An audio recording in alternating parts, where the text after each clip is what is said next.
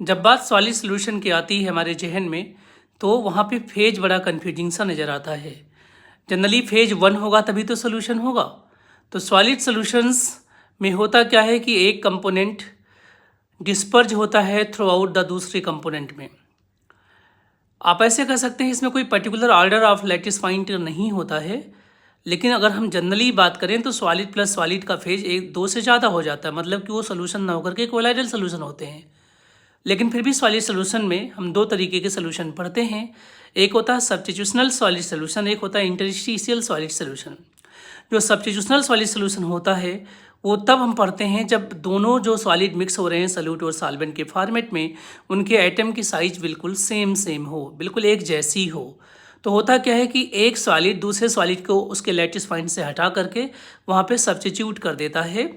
और इसकी एग्जाम्पल हैं ब्रास, ब्रांज, मोनल मेटल से सब। ब्रास में आप जानते हैं जिंक कॉपर की साइज लगभग सिमिलर होती है।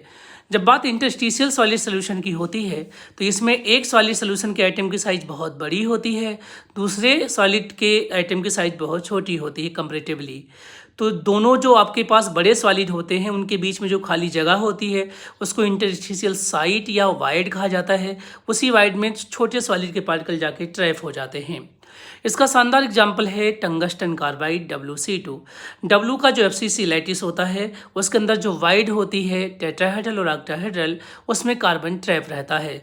तो जनरली एग्जाम में पूछे जाते हैं कि सॉलिड सोल्यूशन कितने टाइप्स के होते हैं, तो दो तरीके के, सब्स्टिट्यूशनल सॉलिड सोल्यूशन और इंटरस्टिशियल सॉलिड सोल्यूशन। इनके एग्जाम्पल्स पूछे जाएंगे कि इंटरस्टिशियल सॉलिड सोल्यूशन का एग्जाम्पल क्या है या सब्स्टिट्यूशनल सॉलिड सोल्यूशन का एग्जाम्पल क्या हो